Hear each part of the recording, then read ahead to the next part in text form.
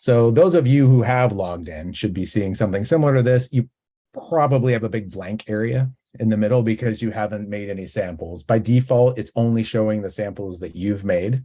So no worries. Don't panic at all if you see that's blank. The interface is super simple. It kind of explains itself. Just going down the line here, we have the return to previous screen. That's pretty universal. Same with the little menu icon, the little hamburger menu that slides out these little options to the side, where you can see things like find sample, create sample, a whole list of samples, which is that default view you're on now. Forms, we'll talk about those. The dashboard, we're also definitely going to talk about that. Sample plan checklist, that is literally the information that was plugged into the sample plan can be viewed from within the materials app, which is super handy. That Academy link is great. If you want to know more, if there's stuff that we didn't teach you today that you're just curious about, if you click on that, a bunch of super short little e-learning type things, like literally less than 5 minutes each, and very helpful. Some of them are video based. Some of them you can just read a few steps. It's all pretty straightforward. We've got the log out link, the about, most of that stuff you probably won't even mess with. The only thing I'll mention here is this view materials as categories. It's a new way of viewing materials sorted as, grouping them together. For today's demonstration, I'm going to leave it off. I recommend leaving it off for now if you're happen to be playing along, or even, as you're getting started. Until you're really familiar with the app. But what that does is basically groups things together. So like pipes are all in a big category when you're searching, instead of having to search for individual things like out of a big bucket, it puts them in smaller buckets. Can be helpful for some. Some people probably wouldn't even need that. All right, so what are these key features? Let me just run down real quick what they are, then I'll show you actually inside of the app. Sample statuses, as I mentioned, I know that's important to you. That's the first thing I want to show you, as well as search, which is something else that you are more likely to use than other things. The dashboard, I really want to show you that because that will help you understand how the inspectors are out there using this app in a way that's connected to sample plan. And as I said, the sample plan training is coming for next month. And some of you may be asked to make a sample plan or collaborate on a sample plan, depending on what district. They have different rules about who's on the hook for making those. I think it'll be of interest to all, regardless. As mentioned, the sample plan checklist, you can just think of it as almost like a miniature version of the sample plan right inside the materials app. You can see some detailed information that's updated live. Default tests, I want to show you that for sure. That's something that's used when the inspector is collecting a sample and they're choosing which test to run. Because this thing is powered by sample plan, it's going to tell them what the tests are they're going to want to run on the material without constraining them, because they could still edit that. You can edit that and say, well, no, we actually need this also. But this does give a great head start. And this is that consistency thing that we've been talking about today. QR codes, obviously, that's super important. I'll show you about those in there. The log is sort of a chain of custody. It's a record of every step that sample takes from the moment it's collected. I'll show you all about that. And finally, we'll talk about forms. Specifically, I'm going to show you the structural concrete form, which is sort of baked in a way to the materials app as far as the at the point of collection goes. When the inspector is filling this stuff out, I'll show you how that works. Just know that they're going to fill it in the app, but when they come to the lab, they can print it for you.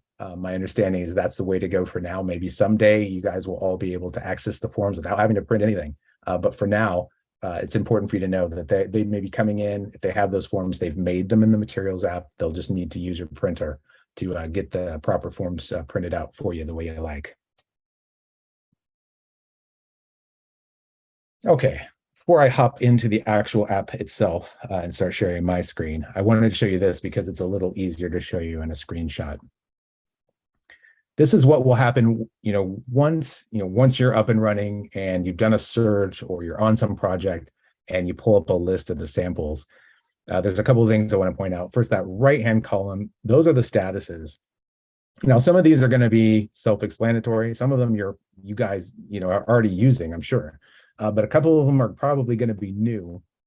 And what we're going to do, I can't tell you when, probably within the next couple weeks, I imagine, we'll have a little listing for you that explains every single status code.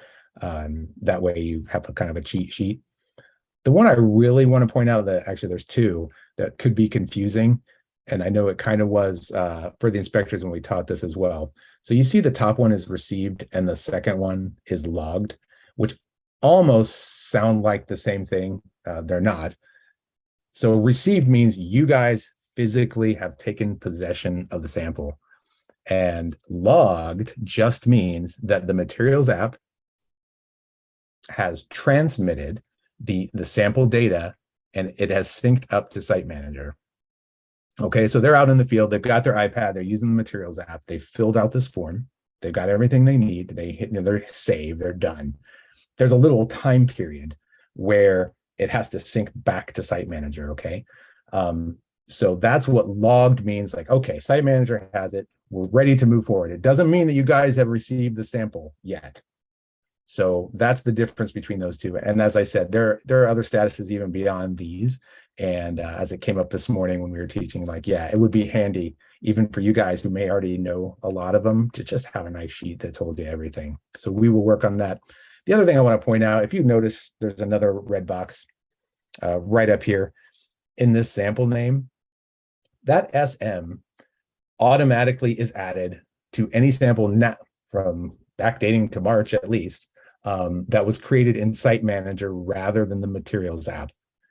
That's really more of an FYI at this point, but that does distinguish, at a glance, okay, this sample was done the old way. This sample was done in Site Manager and it's been synced over to the materials app. These other names you see that don't have SM in front of them, that means they were made inside the materials app itself. That makes sense? Clear as bud? Just let us know if you have any questions on any of this. I'm going to try to keep it nice and easy, like I said, but no worries if you need me to go back and explain something again. All right, so let's get into this live demo. We're going to do a structural concrete sample. And let me hop out of this and over to here. All right, now I'm going to log in just as you guys did. Okay, for me, you're going to see that there's some samples there because I've made plenty of samples over the recent months as we've been training everyone. But otherwise should look very similar to what you guys are seeing. So if you notice at the top here, and this is pretty important, is the search feature. You may be asked to help find a sample, or there'd be a number of reasons why you'd need to find one. And you can search by the name. You can search by the QR code. You should be able to use the code scanner that you guys have there at the lab to pull up the number. And if you plug that into here, you should be able to find it by the QR code. You can also use the filter in a kind of almost a similar way. If you know it's for a certain project, you can pull up the project and only look at that project. If you know who the user is, like in my case, I only have myself here, but you will have access to be able to search through a number of different projects and a number of different users, and to help triangulate, what the specific one is that you're looking at.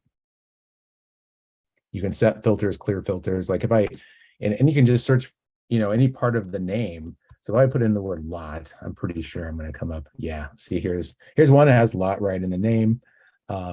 These are the codes down here, this kind of small print. I don't know how well you'll be able to see it over Zoom, but it also actually includes the Site Manager ID of the person who created the sample to begin with. So this is just the kind of the landing page is where you see all the samples. And if you ever need to get back to this because you're somewhere else, it's just this right here where it says samples. And you can see if you hit find sample, it just takes you up to that search box I just showed you. Just real briefly, I'm going to show you the sample plan checklist. We don't need to go into a lot of details. You'll notice a lot of places in the materials app, they'll ask you to select a project, and that's it seems like an extra step. It is an extra step, but it's for safety. So you make sure you're on the one you mean to be. I'm going to go to that training 2.0, and it's going to pull up it's a fake one, but at least it shows you, as you can see, like it has everything from the sample plan, the sample type, the frequency, conversion factor, all this, the minimum required, all this information is available to everyone to see, like in a pretty easy to read format. You can also filter and find in this as well. Similar to that is the dashboard. And I'm going to show you this. It's actually, and then once again, I'm going to select the project. It's very similar to the sample plan checklist, except the difference is you see this button on the side. This says new sample. So it's drawing again from the sample plan, but this is active. They can actually do something about this. So if I want these concrete retaining walls here, and I'm going to do a sample, and I click new sample, I'm going to show you what happens. So this is for acceptance. I'm making sure I'm on the right line here. I'm just going to click this new sample. And just like that, it actually filled in the project, the creator, the type, what the material is. You know, it threw in a quantity. We'll change that. But it basically got everyone set up. It gave it a sample ID number at the bottom. So automatically they have a leg up. Okay, everything's partially filled in at least. So that's that fewer errors that we're talking about. And here you can name this whatever. I'm just going to make up whatever name here. And from here, it's very simple. Like they go in to, you want to pick a producer. So for this, if I come in and I say like Heck Industries, we'll pick this guy right here. It's like pretty simple. You can search any of these little fields as you're typing. It'll search through the entire name. You can come in, you can pop in the quantity. Let's say it was like 50 cubic yards. So I'm going to put in 50. Notice that the represented quantity, it automatically updates this line item down here. So everything's kept in sync as it should be. They can choose a mixed specification here. I don't have any in this right now, so I can't show you that. But you can choose a plant. We'll do that. Now here's what I think will be more interesting to you to know what these guys are doing. So when they do it from the dashboard like that, you see where it says destination lab. I'm going to click the little plus button. All right, let's say I'm going to put in 61 here.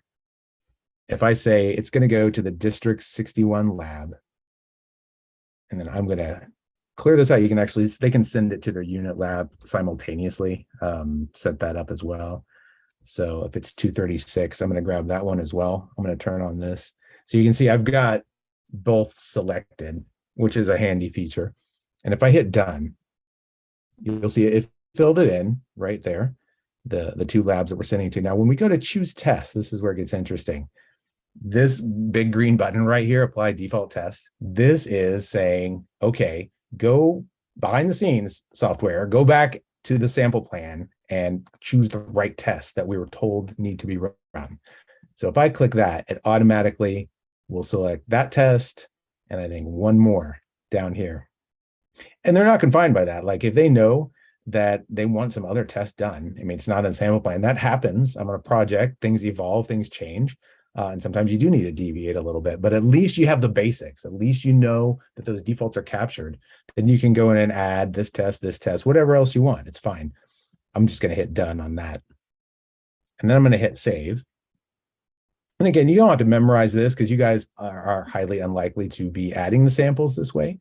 But at least it shows you what the guys are out there doing. So now I've hit save. It's filled everything in. You'll see the tests and it's actually dated it. So here's a few interesting parts. This is where I think it gets interesting for you guys again. For one thing, this is where they can go to print the QR code. If they click this, it'll pop up a thing. They can print it there. Some of them are printing it from their iPads directly in their units, but more likely they're coming into you guys and they're going to use your printer to go ahead and print that sucker off, but they can do it right from the app. Let me show you the edit button. You know, until you guys get underway with your tests, it's and marked it as received, right, from the status, they're clear to come in here to this edit button. And I think some of you, depending on the situation, might find yourselves needing to edit because perhaps I don't know, maybe it was 60 cubic yards. Maybe there's just some little error, right? You guys will eventually, I don't know if it is today, but at some point they're going to work out exactly the powers you will have to make edits if needed to these things. So you can come in here and let me just show you what happens on something here. I'm going to come up and change this. I'm going to add some more zeros in this name. You'll see why I did that in a second. I'm going to hit save. And when it loads back up, I want to call your attention to something else. You see this tracking log? So it gives you the time and date and who created the sample, but it also says, look, I edited that. Anytime anyone does anything to this information, this log will get incremented. 1, 2, 3, 4, 5. So someone could go back in an audit or just to check up on something and see, okay, well, I know the date and time there. I can see that happen. Well, what happens if there's a little bit of information that it didn't automatically capture? Well, you can actually do that. If you see this create log button, and this may come up for you, it's possible. I'm gonna hit this create log button, and what that allows you to do once it gathers the information, blah, blah, blah, blah, it's basically a place where you can enter any kind of note you want. So something that came up in the class earlier is, someone had dropped off a sample, but they got something a little wrong. And the guy said, well, I'll fix that. I'll go into the record and fix it. He needed another type of test. Well, the automatic log will say it was edited by such and such person, but you might want to explain, like updated to add, blank test in addition or something like that. Or there's going to be a delay in being able to test the sample for such and such reason. Anything that you think kind of covers yourself, like, so no one in the future can look back and say, well, hey, what happened to that? That I don't know if that ever comes up for you guys. Well, if it does, no longer, because you can put it right in here and you can tell them to just go read this because it'll say exactly why something is where it is. So I'm going to hit create log entry. And if I scroll all the way down, you'll see here's that custom note that I added. And this thing can go on and go on and on if it needs to. And finally, we see this create form button. So let me show you about this. Today, we're going to look at the structural concrete form. There's some other forms as well. Some of them are in the final stages of being added to this, but structural concrete has been in for a while. I'm just going to go ahead and create this. You can leave the name blank. It'll make one of its own. Hopefully they're making a little bit better naming convention than that, but if not, at least you have this. I'm going to hit create. So again, this is what the guys are doing. I mean, they're able to do this out there on the iPad. You're able to pull this up also right here in the web app as well.